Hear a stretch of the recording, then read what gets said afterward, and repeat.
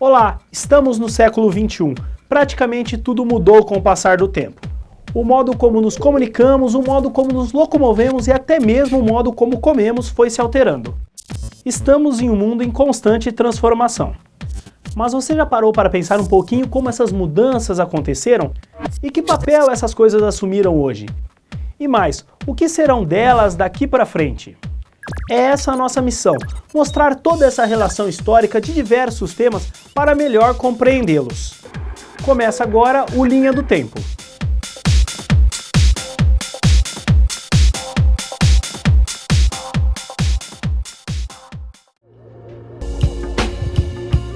No dia 11 de agosto é comemorado o Dia da Televisão Brasileira, uma homenagem à padroeira da televisão, Santa Clara, que nasceu nesse dia. A criação da televisão teve origem com as pesquisas realizadas por John Baird em 1920.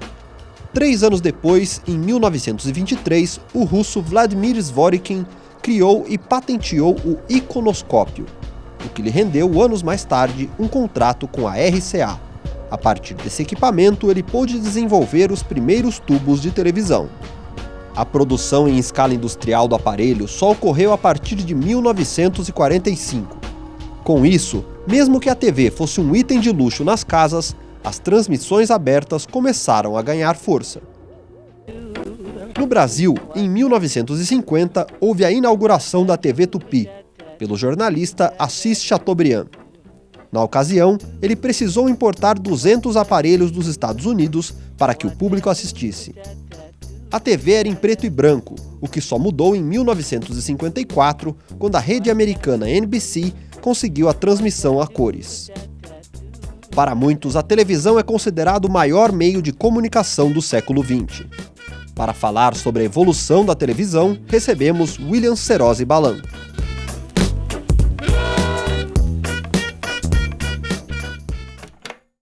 Para falar sobre esse tema, estamos recebendo aqui o Williams Balan, que é professor. Muito obrigado, Williams, pela sua participação. É um prazer enorme participar com vocês desse programa fantástico, que permite levar informações ao público que às vezes não tem onde perguntar certas coisas, e vocês dão essa possibilidade. Muito obrigado por me convidarem. Williams, eu queria que o senhor falasse um pouco sobre a evolução da TV, evolução tecnológica mesmo da TV, e como que isso foi influenciando na linguagem. A televisão, ela teve início na sua descoberta na primeira metade do século passado, e ela veio derivada do cinema. Então aconteceu que a própria forma técnica dela, o visual, já foi copiado do cinema. Naquele momento o cinema trabalhava numa proporção 4:3, que é menos largo, né, em relação à altura, e ela foi criada eletronicamente para ser uma televisão que reproduzisse o mesmo formato do cinema. Até aí a técnica passou do óptico para o eletrônico, mas não é o mais importante. O mais importante é o que está dentro da imagem, é o que veio com a estética dela.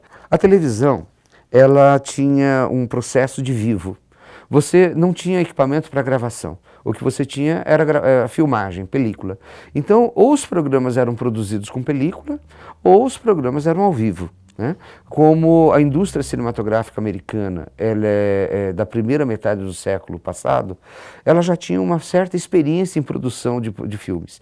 Então, a indústria cinematográfica americana passou a alimentar as emissoras com programas. Mas as emissoras também tinham seus produtos, que eram sempre ao vivo, em estúdio ou em externa, com grandes caminhões, porque os equipamentos eram enormes, mas era tudo ao vivo. Quando ele precisava fazer qualquer tipo de produção mais elaborada, então era em película. Quando foi década de 50, um engenheiro de uma empresa chamada RCA, que foi um dos maiores fabricantes de equipamento da época, para rádio e televisão, ele desenvolveu uma pesquisa para gravar a imagem em fita magnética. Até então, só tínhamos som em fita magnética. Com essa tecnologia, ele ofereceu para a direção da RCA. A RCA achou que não era importante, porque afinal de contas a película já resolvia os problemas, e liberou o engenheiro para ele fazer as suas pesquisas. Procurou ele então uma outra empresa chamada Ampex, e essa é uma empresa pequena, se interessou pelo projeto. E foi interessante, na NAB, eles fizeram o lançamento do videotape na década de 50, e foi uma surpresa, porque terminaram as palestras da manhã, imediatamente rodaram as palestras do videotape. nos monitores. As pessoas que iam sair para o café, para o almoço, voltaram e falaram, peraí, como é que vocês inventaram um equipamento que revela filme tão rápido assim? Aí explicaram, não é revelação de filme, é gravação de imagens em fita. E aí mostraram os equipamentos, foi um sucesso tremendo. No Brasil, o videotape chegou em 1960. Na época era a TV Rio, no Rio de Janeiro. A TV Globo ainda estava nos seus primórdios. E a TV Rio usou o videotape. O primeiro programa gravado foi do humorista Chico Anísio, que foi o primeiro programa brasileiro gravado em videotape com recursos de pós-produção. O que nós ganhamos com isso? Primeiro, o imediatismo do vídeo, do vivo, provocava muitas falhas e provocava limitações de produção. A produção em película era cara. Surgindo o videotape com gravação magnética, houve um barateamento enorme para a época e as produções passaram a ser mais elaboradas. Então o videotape foi um marco fantástico na possibilidade de melhoria de produção de programas, produtos audiovisuais.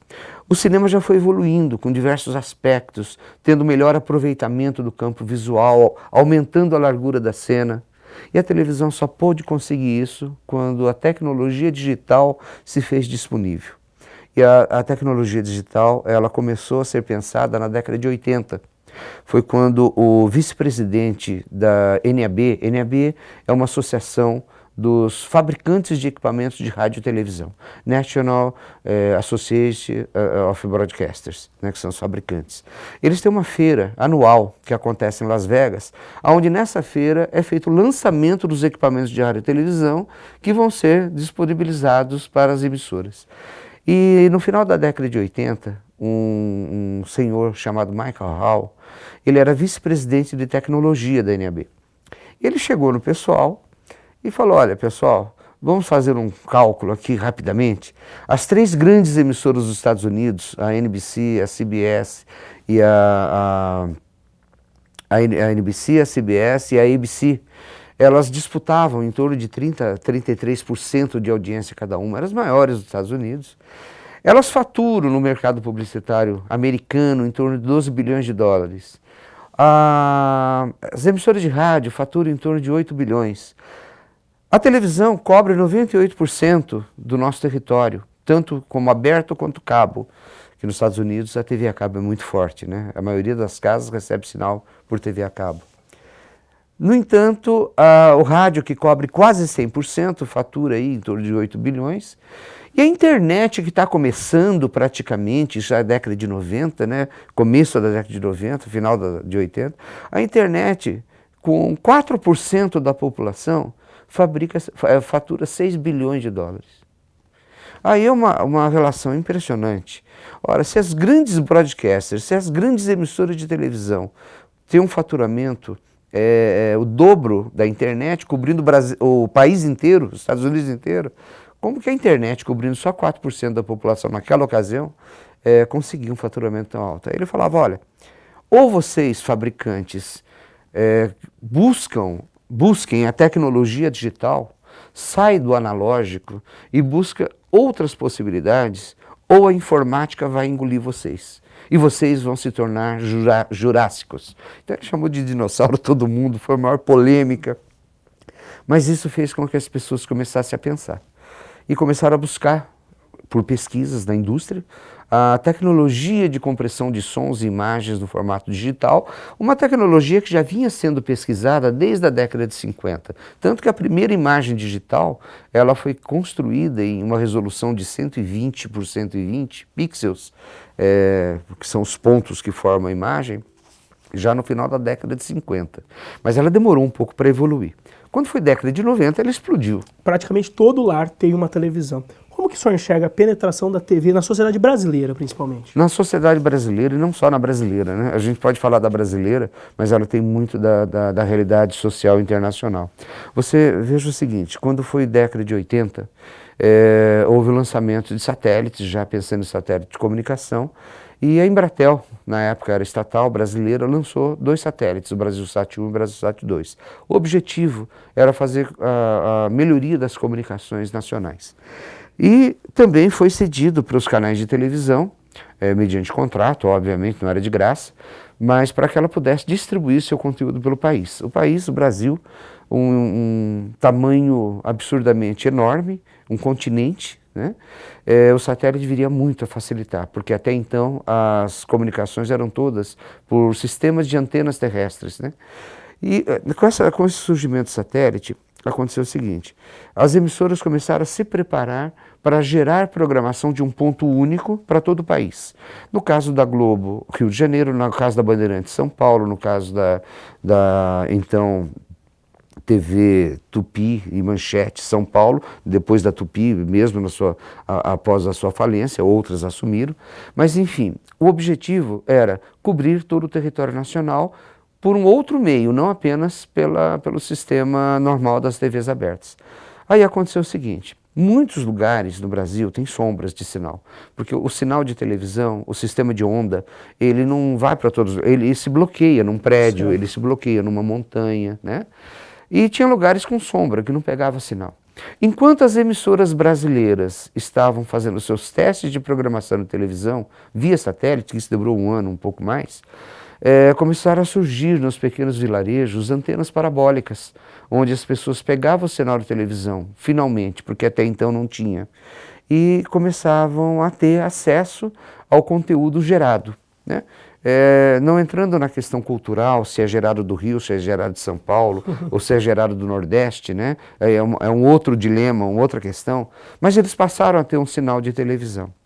E a gente começa a observar o seguinte: você passa por vilarejos pobres, com menos recursos, e eu digo isso porque em pesquisas eu fiz esse trajeto. Você encontra nas casas um fogãozinho a lenha, você encontra um colchão onde as pessoas dormem, encontra uma televisão. Não tem geladeira para conservar o alimento, não tem outros recursos da sobrevivência natural do ser humano, mas tem televisão. Então, o surgimento da televisão nas comunidades, ela se tornou imperativo do ponto de vista acesso ao conteúdo, entretenimento e informação. E é algo que não tem como você pensar diferente. As pessoas precisam receber informação. Então, mesmo que o Brasil não tenha uma cobertura de 100% pelos canais abertos, muitos lugares são cobertos por satélite. Então, a televisão, ela tem uma força tremenda, mas ela tem também uma ansiedade e uma necessidade da população em poder ter acesso. Ela pode escolher o que ela quer assistir, né? Mas ela quer assistir alguma coisa, ela quer ter o sinal dentro de casa. Ok, Williams, vamos fazer um breve intervalo e voltamos daqui a pouquinho discutindo mais sobre a televisão aqui com Williams Balan.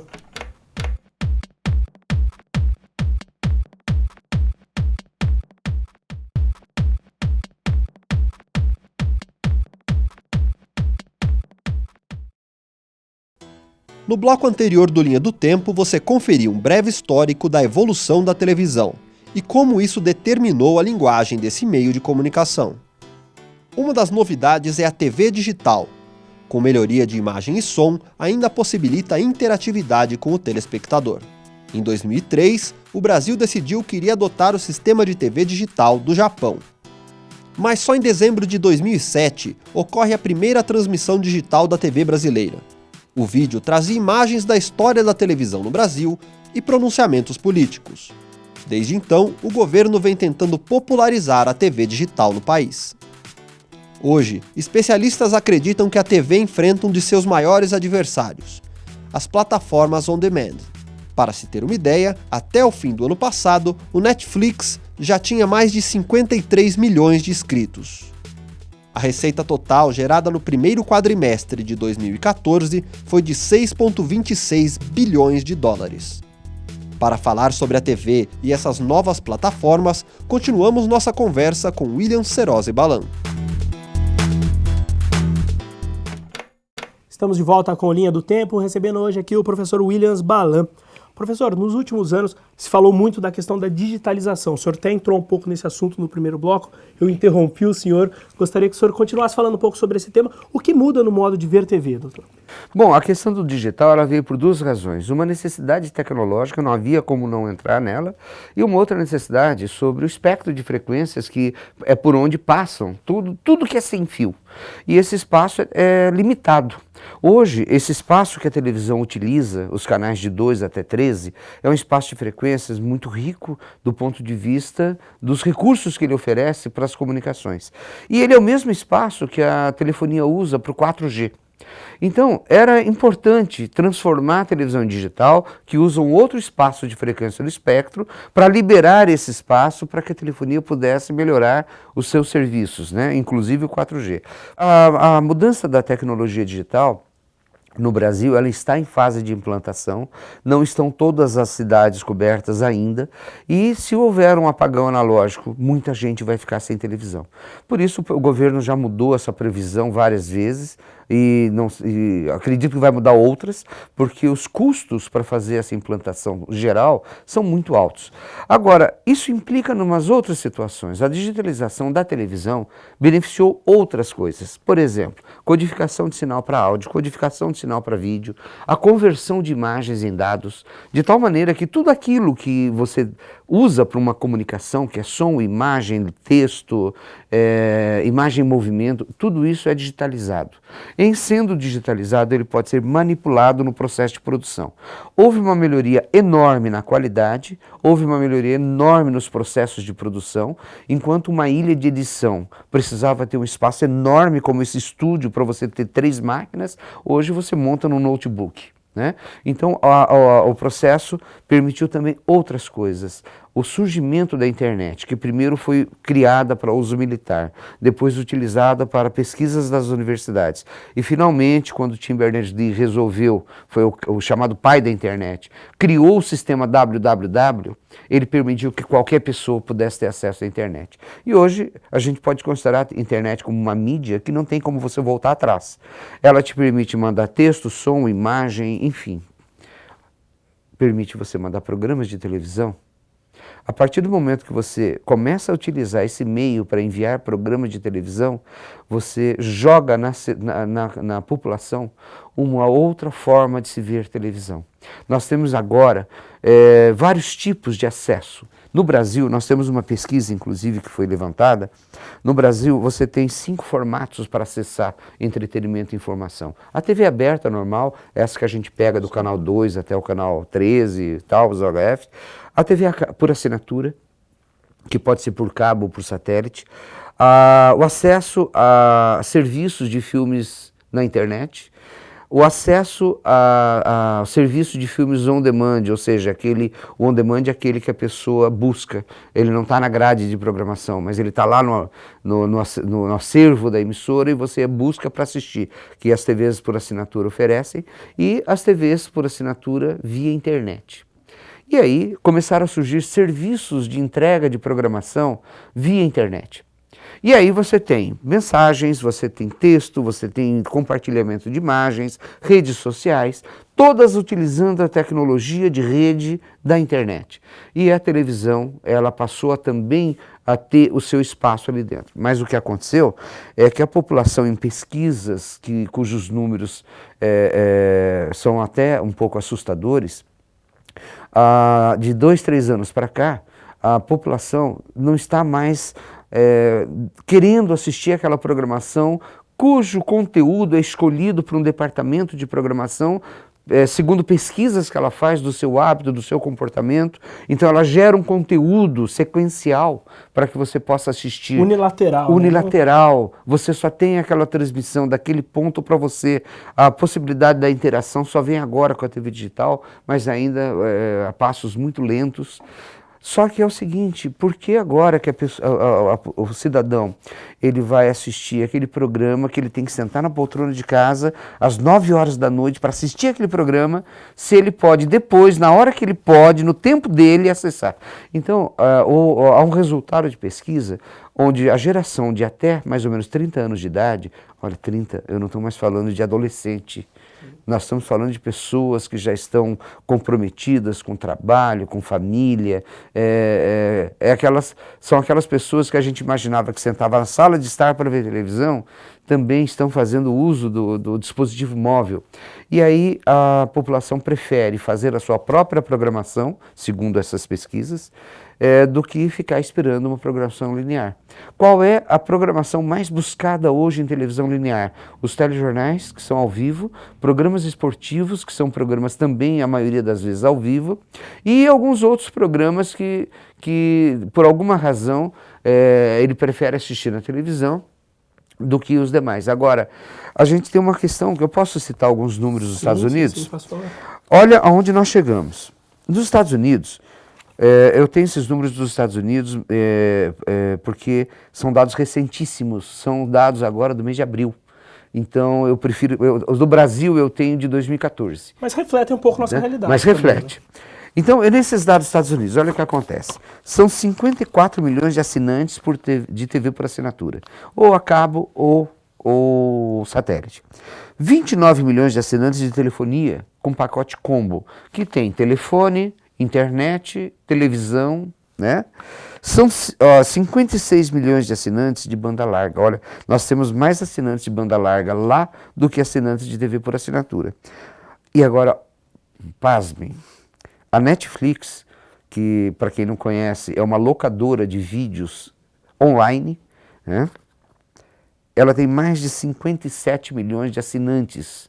Ou seja, a Netflix, que não é um canal de televisão, ela não é uma operadora de TV por assinatura, ela é uma locadora de vídeo por internet, ela tem 57 milhões de assinantes. Tem o dobro de assinantes que tem, por exemplo, a DirecTV, uma TV por assinatura que tem 20 milhões. DirecTV não existe mais no Brasil, mas lá ainda existe. Que é o novo serviço chamado OTT, Over the Top, que é um serviço onde há um delivery, uma entrega de produtos audiovisuais, programas, séries, filmes, via internet, via rede de internet. E que a pessoa, o consumidor, ele escolhe, né, o horário que ele quer ver, quantos episódios ele quer ver, né? Ele escolhe o horário, que programa ele quer ver, e se ele termina de ver, se não consegue ver agora, ele pausa e continua amanhã. Ou seja, ele não está mais compromissado com a grade da programação da emissora. Ele está compromissado agora em acessar e assistir o que ele quer na hora que ele quer. E isso começou a incomodar um pouco. Olha o que aconteceu. A gente poderia pensar, puxa vida, uma locadora, né, que oferece vídeos, não é tão importante assim. As programadoras são aquelas que geram conteúdo para as TVs por assinatura, para que essas vendam para os seus assinantes. Começou a perceber que o público não está querendo mais ver aquilo que eu falei agora há pouco. Ele quer fazer a própria programação. Então começaram a fazer o oferecimento direto para o seu público. A hora que fizer esse oferecimento direto para o seu público, ela vai estar usando a internet. Aí o que vai acontecer com as TVs por assinatura? É uma pergunta, não sei a resposta. O que vai acontecer com a TV aberta? Também é uma pergunta. A gente pode até conversar sobre isso depois. Mas o que acontece é que tem uma coisa a ser pensada. Nós temos, por exemplo, várias empresas que oferecem banda larga no Brasil. Várias. A Netflix usa a banda larga que eu pago, né? Sim. A HBO, a mesma coisa. As outras, a mesma coisa. Será que essas operadoras vão ficar quietinhas? Falar assim, não, eles estão ganhando um dinheirão lá com os programas, usando a minha banda, e o carinha só paga 54 por mês para mim, não, eu quero participar desse bolo. Então, há muita possibilidade de nós termos mudanças importantes na banda larga brasileira, principalmente quando desligar a TV digital, que o espectro de frequência da faixa de 700 MHz for transferida para a operadora, que vai aumentar a qualidade do 4G no país. Então, nós temos que ficar atentos, porque coisas vão acontecer. Williams, baseado em tudo isso que a gente vem falando, existe um pouco da questão da qualidade mesmo da programação que é oferecida para essa realidade que a gente vem vendo aí. Muitas pessoas criticam a qualidade da programação que é oferecida. Existe um pouco disso também para a galera estar aderindo muito a esse novo formato, esse novo modelo? Olha, existe sim. Nesse evento que eu citei, que foi agora em abril, em maio, aliás, aconteceu o seguinte, eles fizeram uma pesquisa. Como que você vê televisão, né? O que você acha? Um grande número de entrevistados consideraram que depois que as plataformas digitais permitiram o acesso por vários tipos de dispositivos, inclusive por problema de segunda tela e primeira tela, a televisão teve, segundo a pesquisa, melhoria na qualidade de conteúdo. A qualidade de imagem nem se fala porque ela faz parte, ela tem que ter, mas a qualidade técnica. Agora, a qualidade de conteúdo, segundo essa pesquisa, os que foram entrevistados, eles afirmam que houve uma melhoria. Então, eu pessoalmente não posso responder, porque a minha análise segue um viés crítico, sim, específico, a sua e tal. Mas quando você pega uma amostragem, isso é significativo. Os números foram o seguinte, ó, as entrevistas foram nos Estados Unidos, no Canadá, e teve perguntas no Brasil também. Então, eles colocam o seguinte, que 88% dos telespectadores consultados consideram que houve melhor oferta de conteúdo, 81% melhor oferta na qualidade do conteúdo e 93% acham que houve melhoria no atendimento dos serviços. Então, é um resultado que a gente tem que pensar. As TVs estão tentando melhorar o seu conteúdo frente a essa concorrência que é enorme, né? Antigamente, a concorrência da televisão era o videocassete, né? A TV por assinatura, depois passou a ser o DVD, os dispositivos móveis hoje são a maior concorrência, né? E a TV, que sempre foi considerada a primeira tela, enquanto você assiste a televisão, está usando um dispositivo móvel para rede social ou para comentar aquilo que está acontecendo, que é uma atualidade, né? Coisa de 2, 3 anos para cá, a televisão está virando segunda tela. Porque pessoas entrevistadas também aqui já dizem o seguinte, que ele presta mais atenção no que ele está fazendo no dispositivo móvel do que na programação da TV. E aquilo fica um som de fundo para aquilo que ele está fazendo. E só olha para lá quando algumas coisas lhe atraem a atenção. Então até esse risco a televisão está correndo. Ela está deixando de ser a tela principal para ser a segunda, né? Só o tempo vai dizer. Só o tempo vai nos dizer o que vai acontecer. Ok, Williams, queria agradecer por sua participação novamente. Eu agradeço muito, parabenizo todos vocês, eu gosto muito do trabalho que vocês fazem e é enorme o prazer que eu tive de estar com vocês aqui. Muito obrigado, Williams. Obrigado. O Linha do Tempo de hoje fica por aqui, esperamos que tenham gostado e até a nossa próxima edição.